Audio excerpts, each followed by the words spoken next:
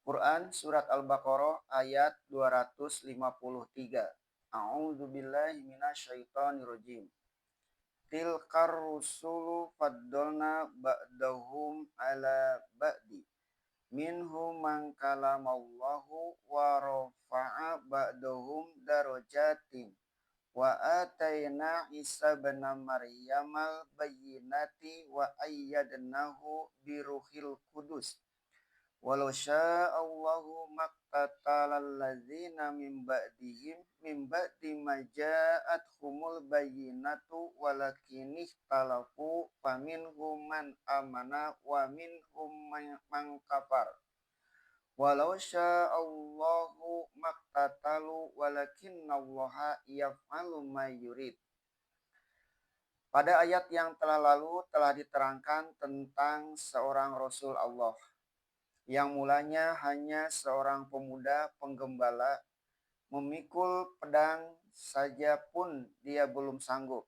Tetapi muncul namanya di medan perang melawan orang Palestina karena kepandaiannya melantingkan batu hingga kena kepala Jalut lalu pecah dan mati. Pemuda penggembala itu ialah Daud alaihissalam yang diangkat Allah menjadi Rasul, merangkap menjadi raja dari Bani Israel sesudah Talut. Setelah dia diangkat menjadi Rasul, menjalankan syariat Nabi Musa, dia pun diberi sebuah Zabur atau Mazmur. Ayat 252 itu telah menarik perhatian kita tentang Rasul Allah yang bernama Daud, raja besar Bani Israel, dengan mengenangkan Daud, niscaya orang terkenang akan putranya Sulaiman. Dengan menyebut nama Daud, niscaya orang terkenang kepada nabi-nabi yang sebelumnya dan sesudahnya. Setelah itu, datang pula isyarat di ujung ayat 252 itu yang memperingatkan kepada Nabi Muhammad SAW bahwa beliau pun termasuk di dalam golongan utusan-utusan Allah yang mulia dan pilihan itu.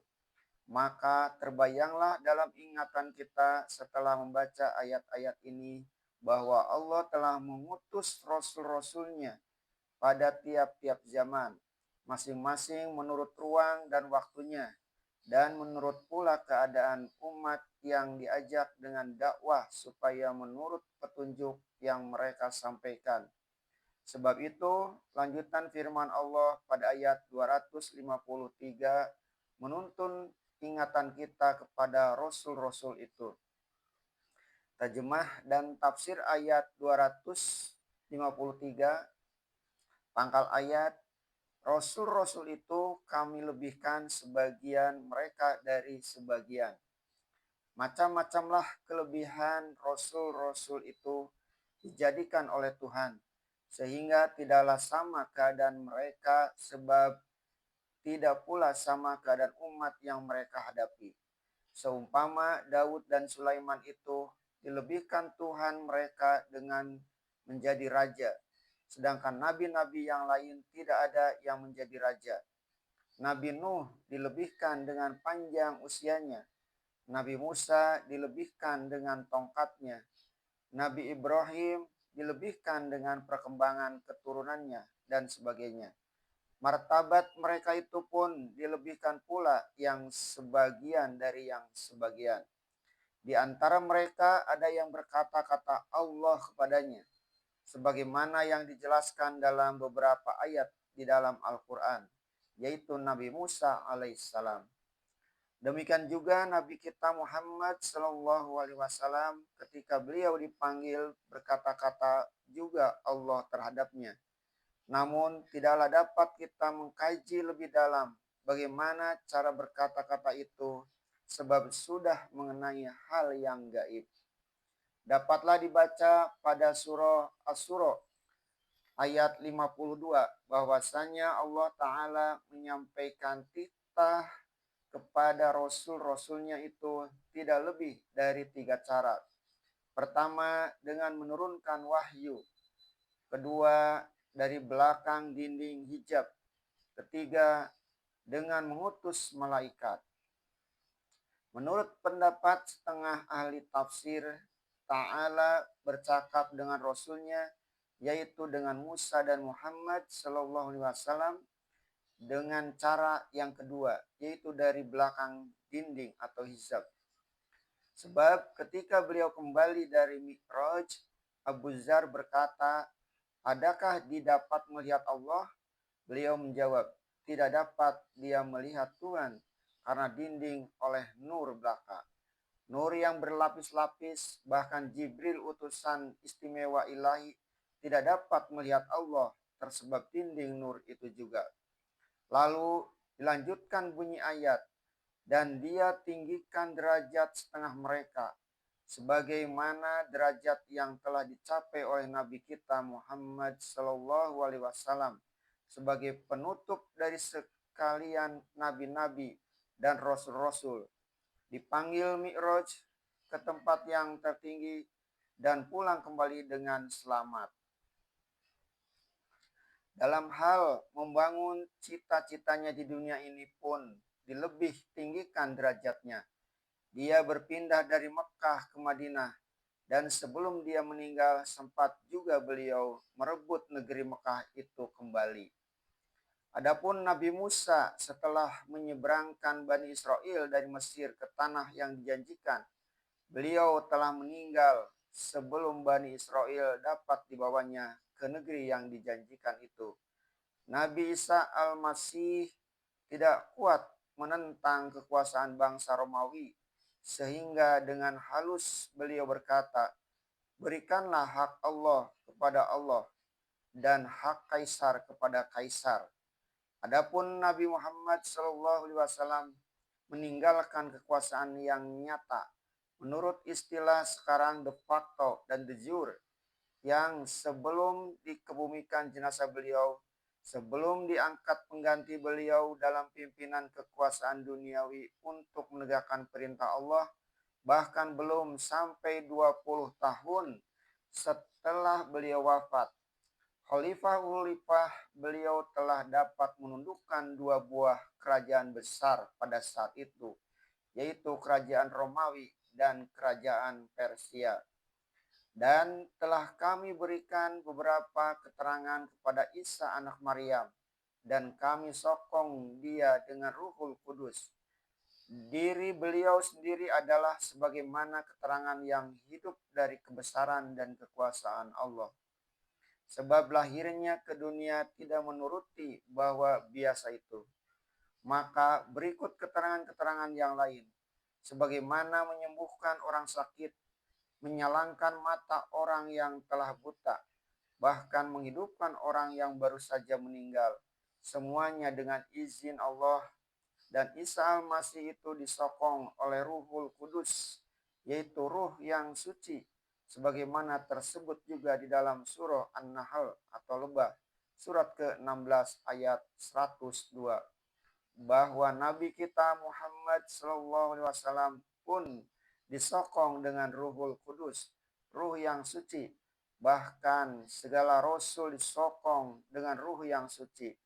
Maka bagi kita pemeluk Islam, ruh yang suci itu bukanlah sebagian dari tiga Tuhan, melainkan makhluk yang diciptakan Allah jua adanya. Demikianlah di antara banyak Rasul Allah, tiga orang Rasul utama telah diisyaratkan Allah dalam ayat ini, yaitu Musa yang telah diajak Allah bercakap, Muhammad yang mencapai derajat tertinggi, dan Isa Al-Masih yang membawa banyak keterangan. Bagaimanapun kenyataan perselisihan di antara pengikut ketika Rasul itu, perselisihan di antara pengikut ketiga Rasul itu, tetapi ketiga ajaran beliau telah menuntun pertumbuhan rohaniah dalam alam dunia ini. Pada ayat ini Allah jelaskan bahwa dia melebihkan sebagian Rasul dari yang sebagian. Tetapi kepada kita manusia tidaklah disuruhkan supaya melebihkan seorang Rasul dan mengurangkan martabat yang lain. Allah telah mengajarkan kepada kita dalam ayat 136 yang telah lalu dan juga nanti pada ayat penutup dari surah Al-Baqarah ini, ayat 285, bahwa kita umat ini tidaklah membeda-bedakan Rasul. Maka sikap kita kepada sekalian Rasul Allah adalah laksana sikap kita ketika melihat bintang-bintang berkelap-kelip cahayanya di tengah malam. Kita telah mengerti bahwa bintang-bintang itu tidak sama letaknya. Ada yang lebih tinggi dan ada yang lebih tinggi lagi. Namun bagi kita yang melihat dari bumi, semuanya sama tingginya. Pada lanjutan ayat berfirmanlah Allah, dan kalau Allah menghendaki tidaklah berbunuh-bunuhan orang-orang yang sesudah mereka. Akan tetapi mereka telah berselisih sesudah datang kepada mereka keterangan-keterangan itu. Ayat ini menerangkan suatu kenyataan yang selalu kita saksikan, baik dalam sejarah yang telah lalu maupun sejarah zaman sekarang atau selanjutnya, yaitu bahwa petunjuk Allah telah datang. Kita selalu mengharap bahwa Allah itu akan membawa persatuan umat manusia, sebab sumbernya hanya satu tempat, yaitu Allah. Ajaran sekalian Rasul itu kalau digali-gali sampai kepada hakikatnya, hanyalah ajaran yang satu juga. Kita ambil isi kitab-kitab suci secara sejak dari Taurat, Mazmur atau Zabur, Injil sampai pada Al-Quran, diambil sarinya akan bertemu satu ajaran, yaitu tentang adanya yang maha kuasa. Sebab itu kalau Allah menghendaki, tidaklah akan terjadi berbunuh-bunuhan karena perbedaan agama. Meskipun misalnya berbagai nama yang diberikan Allah itu, ada yang menyebutnya Yehovah, Aloha, Brahman, atau Allah, atau Tuhan.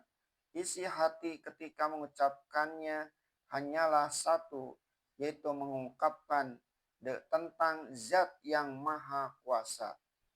Namun, bagaimana dalam kenyataan? Di dalam segala agama terdapat kejadian yang sama. Sesudah Rasul-Rasul meninggal, terjadilah perselisihan, bahkan sampai berbunuh-bunuhan.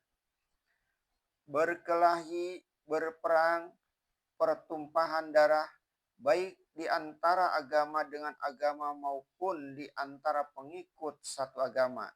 Di dalam sejarah agama Kristen, kita dapati bahwa belum 100 tahun Nabi Isa Al-Masih wafat, telah terjadi perpecahan Kristen yang amat hebat sehingga terbagi-bagi dan terpecah, yaitu satu mazhab atau sekte memerangi atau memusuhi sekte yang lain. Padahal semuanya itu terjadi setelah mereka mendapat keterangan. Bahkan sebelum pemberontakan kaum Kristen Protestan di bawah pimpinan Luther terhadap gereja Katolik di bawah kuasa Paus. Lama sebelum itu, bahkan sebelum lahir lagi Nabi Muhammad SAW, telah terpecah menjadi gereja kerajaan Roma, gereja Yakobin, dan gereja Nestorian, gereja Timur dan gereja Barat. Di zaman sekarang ini pun dalam kalangan Protestan sendiri telah terpecah tidak kurang menjadi 200 sekte. Yang satu mengafirkan yang lain, yang satu mengatakan bahwa gereja mereka lah yang paling benar di sisi Tuhan. Dalam kalangan Islam sendiri pun terjadi hal yang demikian. Jenazah Rasul Shallallahu Alaihi Wasallam terlambat dikuburkan selama 2 hari, sebab mulai selisih tentang siapa yang berhak menjadi pengganti beliau, menjadi khalifah beliau. Setelah itu terjadi pertumpahan darah yang hebat, memusnahkan berpuluh ribu pemeluk Islam karena peperangan saudara di antara Ali dan Muawiyah. Kemudian itu timbul pertentangan kaum Khawarij dengan kaum Syiah dan di zaman Daulah Bani Abbas telah terjadi pula berkali-kali pertumpahan darah di antar sama pemeluk paham Sunni dalam perkara-perkara kecil yang sepatutnya tidak menjadi pangkal selisih. Kadang-kadang soal amalan yang kecil-kecil membawa tumpahnya darah, bahkan sampai menghancurkan negara. Sampai kepada kita di hari ini, masih saja kaum Syiah mempertahankan bahwa yang berhak menjadi pengganti Rasulullah Shallallahu Alaihi Wasallam hanyalah Ali bin Abi Thalib. Padahal susunan keadaan dalam dunia Islam sudah berbeda dari 14 abad yang lalu. Jatuhnya kerajaan Bani Abbas di Baghdad karena diserang, dijarah, dan dijajah oleh bangsa Mongol ialah karena khalifahnya orang Sunni. Sedangkan wazir besar, perdana menterinya orang Syiah. Dan sejarah mengatakan bahwa Wazir al-Aikomi itulah yang membuka rahasia pertahanan Baghdad kepada Holako Khan sehingga Baghdad diserbu dan dihancurkan. Khalifah pun dibunuh dan akhirnya wazir itu sendiri dibunuh pula. Di Baghdad pernah terjadi bunuh-membunuh di antara pemeluk Islam mazhab Syafi'i dan pemeluk mazhab Hanbali karena perkara menjaharkan bismillah. Perkelahian penganut mazhab Syafi'i dan mazhab Hanafi telah sampai menghancur leburkan negeri Merv sebagai pusat ibu kota wilayah Khurasan. Di abad-abad ke-15 Masehi amat hebat pertarungan kerajaan Turki dengan kerajaan Iran. Dan dengan terang-terangan kedua pihak mengatakan bahwa mereka berperang karena mempertahankan kesucian mazhab mereka masing-masing. Sebab Turki adalah Sunni Hanafi, sedangkan Irak Syiah. Di dalam abad ke-19, kerajaan Turki menyuruh Muhammad Ali Pasha, penguasa negeri Mesir, memerangi penganut paham Wahabi di tanah Arab. Untuk ini dibuat propaganda di seluruh dunia Islam bahwa Wahabi itu telah keluar dari garis Islam yang benar sehingga sisa dakinya sampai sekarang masih bersarang dalam otak golongan tua dalam Islam. Di tanah air kita Indonesia, di zaman-zaman lampau, kuranglah kita mendengar terjadi pertumpahan darah karena perlainan mazhab di dalam Islam. Karena kebetulan mazhab yang masuk ke sini pada umumnya hanyalah satu, yaitu mazhab Sunni Syafi'iyah. Akan tetapi kemudian setelah tersebar pula buku-buku agama yang lebih luas dan pandangan yang lebih jauh, timbullah berlainan pendapat dan timbul perselisihan di antar ulama dan ulama lalu memengaruhi orang-orang awam. Di permulaan abad ke-20, 1906, mula timbul selisih di antara ulama-ulama yang mempertahankan tawasul dan wasilah merobitohkan guru ketika melakukan suluk dan ulama yang membantah dan mengatakannya tidak berasal dari ajaran Rasul dan telah jatuh kepada syirik. Di Sumatera Barat timbul pertentangan ulama-ulama kaum tua dengan kaum muda. Di Jawa sejak tahun 1910 timbul perselisihan demikian pula. Golongan muda menjelma jadi Muhammadiyah pada tahun 1912, sedangkan golongan tua menjelma menjadi Nahdlatul Ulama pada tahun 1925 di kalangan orang Arab yang hijrah ke Indonesia timbul perselisihan di antara kaum keturunan Sayyid yang dikenal dengan sebutan Alawiyin dan yang bukan Sayyid yang menjelma menjadi perkumpulan Ar-Isyad dan sampai juga terjadi pertumpahan darah di Banyuwangi kira-kira tahun 1930. Bukti-bukti yang kami kemukakan dari sejarah Islam ini, baik di zaman lampau maupun sejarah pertentangan agama di Indonesia, barulah sekelumit saja jika dibandingkan dengan pertentangan karena agama dalam dunia Kristen di Eropa sendiri. Berapa banyak korban yang harus diberikan karena pertentangan agama dalam dunia Barat, terutama setelah konsili para pendeta memutuskan suatu kepercayaan yang mesti dianut. Misalnya tentang menuhankan Nabi Isa. Demikian pula bagaimana hebat dan mengerikan peperangan-peperangan agama yang terjadi di antara kaum Katolik dan kaum Protestan sampai berpuluh tahun. Bahkan salah satu sebab berboyong pindah ke Amerika di permulaan abad ke-17 ialah karena lari dari sebab tekanan dan paksaan yang ngeri dari pihak yang berlainan paham. Sehingga orang yang pindah itu disebut pilgrim yang berarti perjalanan suci. Terjadi perang salib sejak 10 abad yang lalu yang dilancarkan oleh dunia Kristen kepada dunia Islam yang tidak pernah berhenti sampai sekarang ini. Lain tidak ialah karena sesudah mendapat keterangan yang dibawa oleh Rasul. Keterangan itu benar, tetapi mereka tidak mau menerimanya. Ini karena agama mereka bukan kepunyaan Tuhan, melainkan kepunyaan penguasa-penguasa gereja. Kedatangan ajaran Nabi Muhammad SAW yang membebaskan manusia dari perbudakan pikiran sangat bertentangan dengan kepentingan mereka.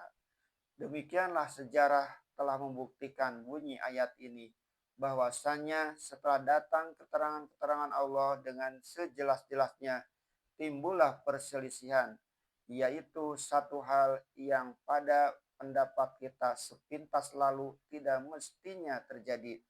Maka datanglah lanjutan ayat.